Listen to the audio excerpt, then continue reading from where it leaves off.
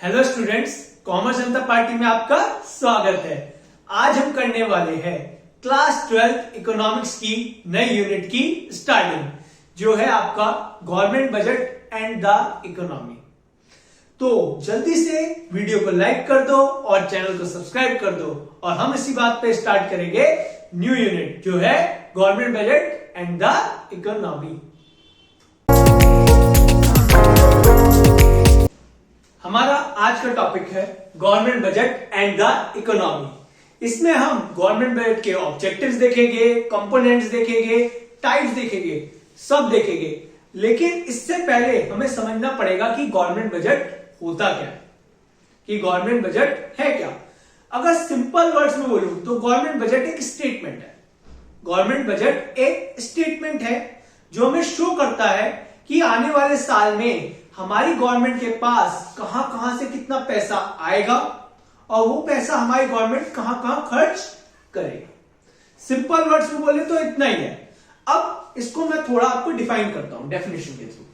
देखिए, government budget is an annual statement. Government budget is an annual statement showing item wise estimates of receipt and expenditure during the fiscal year. समझिए, government budget is an annual statement. Government budget क्या है? एक annual statement है, एक ऐसा statement है जो हर साल बनता है। क्या शो करता है? Showing item wise, one by one चीजें शो करता है। क्या शो करता है? एस्टिमेट ऑफ रिसिप्ट, कि आने वाले साल में हमारी गवर्नमेंट के पास कहां कहां से कितना पैसा आएगा। और क्या शो करता है? एंड एक्सपेंडिचर, वो जो पैसा आया है उसको हमारी गवर्नमेंट कहां कहां खर्च करेगी, कब करेगी? During the fiscal year. Fiscal year में, फिस्कल ईयर बहुत सारे स्टूडेंट्स को नहीं पता होता। फिस्कल ईयर होता है हमारा फाइनेंशियल ईयर। फाइनेंशियल ईयर मतलब 1 अप्रैल टू 31 मार्च, मतलब 1 अप्रैल से लेके 31 मार्च हमारा क्या होता है? Fiscal year. होप सो आपको समझ आ गया होगा। अब देखो, इसकी डेफिनेशन याद करने का सिंपल तरीका, पॉइंट्स में याद करो। पहली बात, government budget is an annual statement. Government budget क्या है? एनुअल स्टेटमेंट है, एक ऐसा स्टेटमेंट जो हर साल बनता है। क्या शो करता है? शोइंग आइटम वाइज, मतलब वन बाय वन चीजें शो करेगा। क्या शो करेगा? Estimate of receipt and expenditure, कि गवर्नमेंट के पास कितना पैसा आएगा और गवर्नमेंट कितना पैसा खर्च करेगी, कब करेगी? During the fiscal year. Hope so आपको समझ आ गया होगा। अब कुछ चीजें आपको बताता हूं। गवर्नमेंट बजट जो होता है वो प्लान्ड होता है। आप एक बार बताओ, प्लानिंग किसके लिए करते हो? पास्ट के लिए करते हो या फ्यूचर के लिए?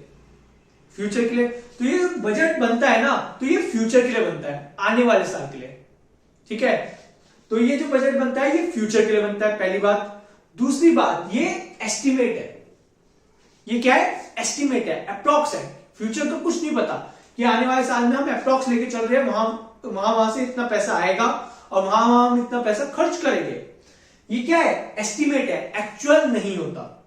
मतलब अप्रॉक्स होता है, इतना इतना होगा, क्योंकि फ्यूचर की बात हो रही है। तो ये अप्रॉक्स है, मतलब एस्टिमेट है, ना कि एक्चुअल बजट है। तो आपको ये समझ आ गई गवर्नमेंट बजट की डेफिनेशन। अब कुछ और पॉइंट देखते हैं। अब ये जो बजट है ये हर लेवल पे बनता है। डिस्ट्रिक्ट लेवल पे भी बनता है, स्टेट लेवल पे भी बनता है, सेंट्रल लेवल पे भी बनता है। बट आपके कोर्स में जो बजट है वो सिर्फ सेंट्रल गवर्नमेंट का बजट है। तो the budget of central government, हमें क्या पढ़ना है? The budget of central government. Central government के बजट को एक नाम से और बुलाते हैं, जो है आपका union budget. The budget of central government is known as union budget. जो हमारा सेंट्रल गवर्नमेंट का बजट है उसको हम यूनियन बजट भी कहते हैं। अब ये बजट कब पास होता है? In India the budget is presented in the parliament on the such day as president may direct. India में बजट उस दिन पास होता है पार्लियामेंट में जिस दिन प्रेसिडेंट कह दे, मतलब प्रेसिडेंट जो डेट डिसाइड करते हैं उस दिन हम बजट पास करते हैं। फॉर एग्जाम्पल, अगर प्रेसिडेंट कोई डेट नहीं देते तो क्या होगा? Bye convention it is presented on the first working days of Feb every year.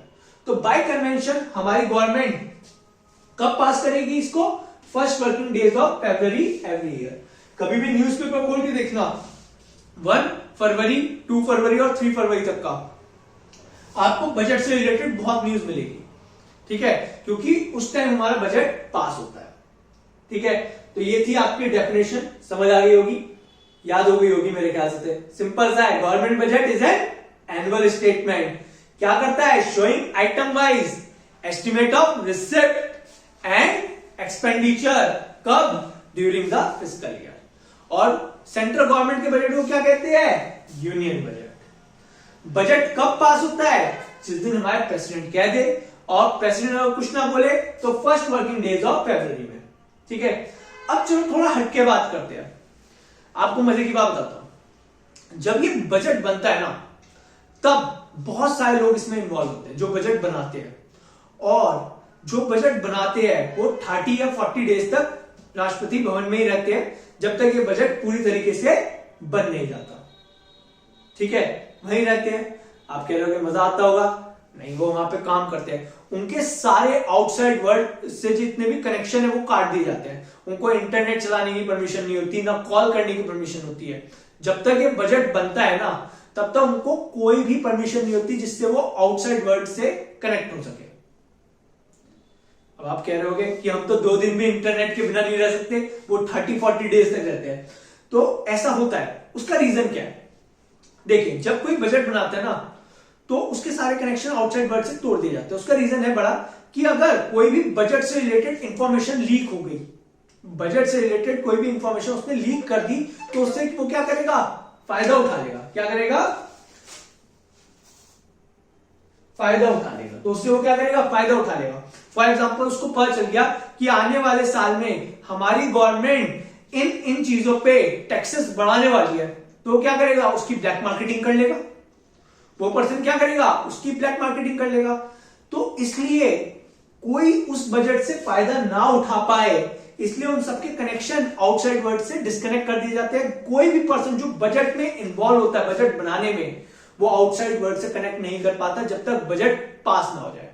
और जिस दिन बजट पास होता है, उससे एक दिन पहले वहां पे बड़ी सी थाल में हलवा बनता है।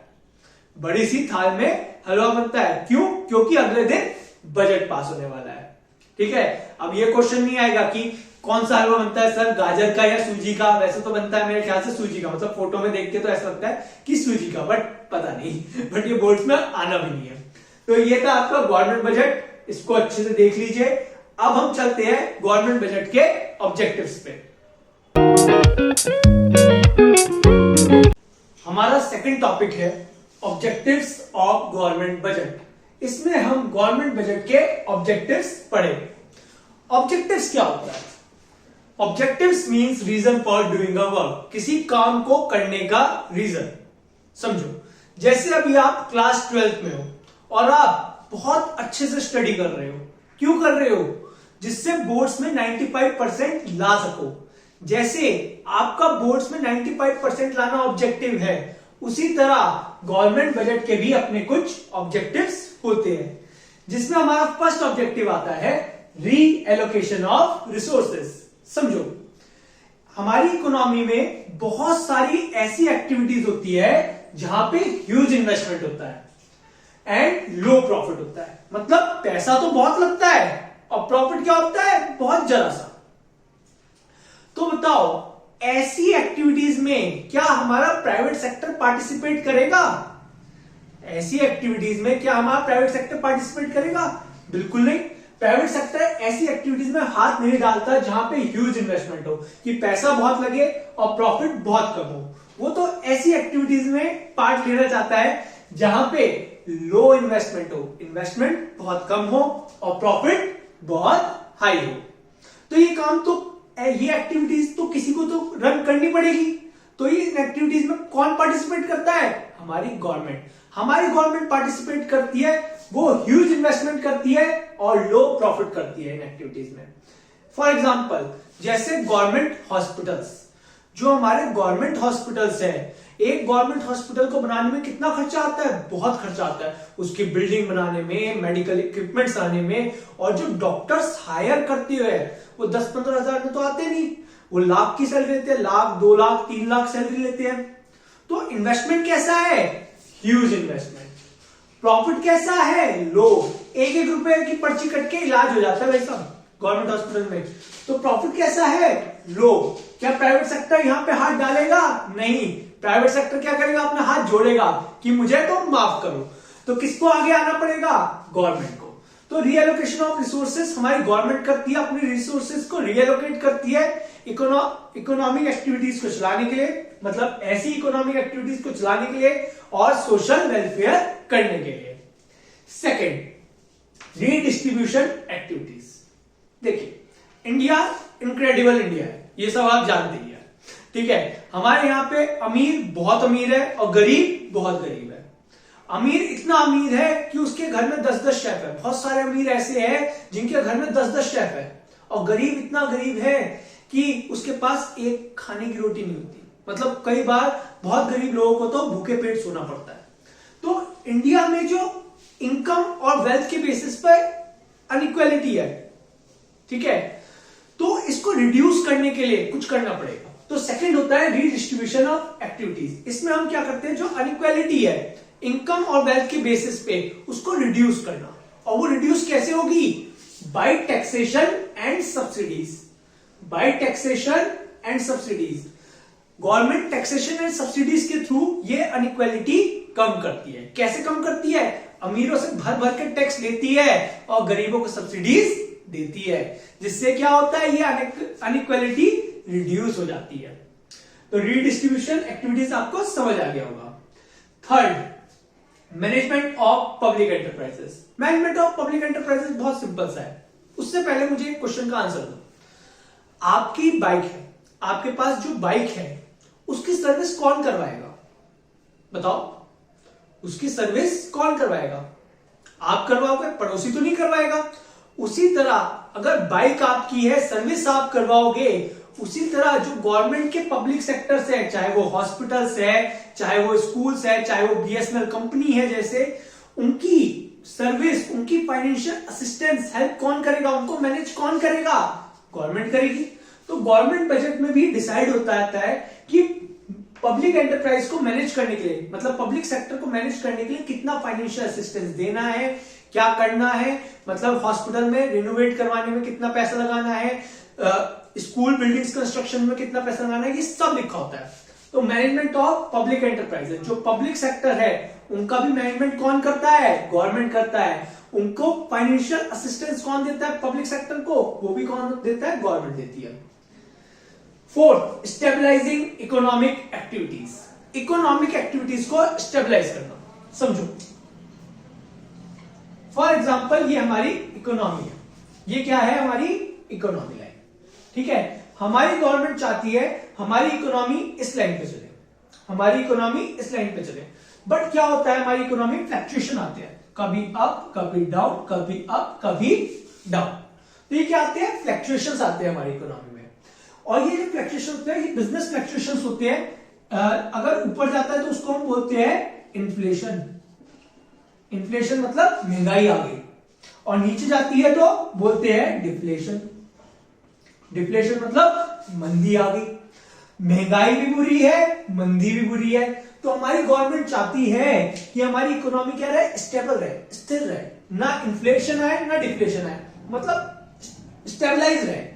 तो इन फ्लक्चुएशंस को न्यूट्रलाइज करने के लिए हम गवर्नमेंट बजट में कुछ पॉलिसीज बनाते हैं। तो स्टेबलाइजिंग इकोनॉमिक एक्टिविटी, अपनी इकोनॉमिक एक्टिविटीज को इन फ्लक्चुएशन से बचाना, मतलब इन्फ्लेशन और डिफ्लेशन से बचाने के लिए हमारी गवर्नमेंट बहुत सारी पॉलिसीज लेके आती है, जिससे फ्लक्चुएशन क्या हो जाते हैं? न्यूट्रलाइज हो जाते हैं और हमारी इकोनॉमी स्टेबलाइज हो जाती है। Fifth, economic growth. सिंपल सी बात है, ये गवर्नमेंट बजट क्यों बनाती है? जिससे हमारी इकोनॉमी ग्रो करे। इकोनॉमी ग्रो कब करेगी? जब हमारा जीडीपी बढ़ेगा। और हमारा जीडीपी कब बढ़ेगा? जब हमारी इकोनॉमी में ज्यादा से ज्यादा लोग सेविंग करेंगे और इन्वेस्टमेंट करेंगे। तो गवर्नमेंट बजट में हमारी इकोनॉमी गवर्नमेंट बजट में ऐसी सिचुएशंस क्रिएट करते हैं जिससे हमारी इकोनॉमी में ज्यादा से ज्यादा लोग सेविंग करें एंड इन्वेस्टमेंट करें। अगर सेविंग और इन्वेस्टमेंट ज्यादा होगी तो जीडीपी बढ़ेगी, और जीडीपी बढ़ेगी तो इकोनॉमिक ग्रोथ तो ऑटोमेटिकली हो जाएगी। तो ये थे आपके ऑब्जेक्टिव्स ऑफ गवर्नमेंट बजट। इसमें जो स्टार्टिंग के 1 और 2 है, रीएलोकेशन ऑफ रिसोर्सेज और रीडिस्ट्रीब्यूशन एक्टिविटीज, ये बहुत इंपॉर्टेंट है, ज्यादातर इसमें से ही आता है, रीएलोकेशन ऑफ रिसोर्सेज और रीडिस्ट्रीब्यूशन एक्टिविटीज में से। इनको अच्छे से देखिएगा। तो आज के लिए इतना ही। अगर मेरा पढ़ाया हुआ अच्छा लगा हो, समझ आया हो, तो प्लीज वीडियो को लाइक करो, चैनल को सब्सक्राइब करो, और कोई भी अगर स्टडी रिलेटेड प्रॉब्लम है तो मेरी इंस्टा आईडी पे डीएम करो और फॉलो करो। मैं आपकी हेल्प करने में मैं आपकी प्रॉब्लम सॉल्व करने में आपकी हेल्प करूंगा। तब तक के लिए चलते हैं।